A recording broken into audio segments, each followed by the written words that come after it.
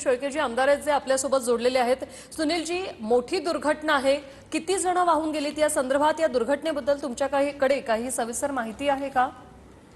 नक्कीच आता आम्ही तिथे ज्या ठिकाणी घटना घडली त्या ठिकाणी 5 मिनिटांमध्ये पोहोचतोय, परंतु घटना ही दुर्दैवी आहे। तो मुळामध्ये फॅब्रिकेटेड ब्रिज होता, त्यावरनं काही जणांनी 2 व्हीलर्स घेऊन जाण्याचा प्रकार केला आणि ओव्हरलोड झाल्यामुळं तो काही मधला भाग खचलाय। आतापर्यंत 6 जण त्या ठिकाणी दगावल्याची माहिती आमच्याकडे मिळालेली आहे। 1 तास ते 10 मिनिटांमध्ये आम्ही पोहोचतोय, तिथं मदत कार्य सुरू आहे।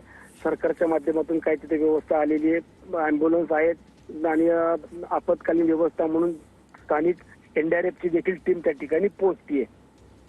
नक्की सुनीलजी, रविवार आहे आज आणि हे पर्यटन स्थळ आहे, इथे गर्दी असते आणि अशा ठिकाणी ही अशी दुर्घटना घडलेली आहे। आतापर्यंत 6 जण दगावलेत आणि अजूनही 20 ते 25 जण वाहून गेल्याची भीती आहे। या शोधकार्यासंदर्भात काही माहिती? आता तिथे एनडीआरएफची टीम पोहोचतीये।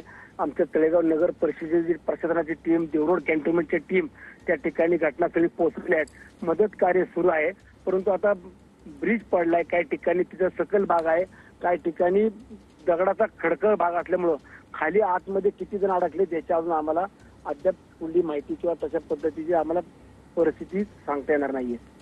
धन्यवाद सुनील शेळकेजी, तुम्ही टीव्ही9शी बोललात त्यासाठी। तर आतापर्यंत 6 जण दगावल्याची माहिती स्वतः आमदार सुनील शेळके यांनी दिलेली आहे आणि अजून 20 ते 25 जण वाहून गेल्याची माहिती आहे। भीती जी आहे ती व्यक्त करण्यात येते। एनडीआरएफची टीम या ठिकाणी पोहोचलेली आहे। स्थानिक प्रशासनाकडून देखील सध्या शोधकार्य सुरू आहे, अगदी युद्धपातळीवर हे शोधकार्य सुरू आहे।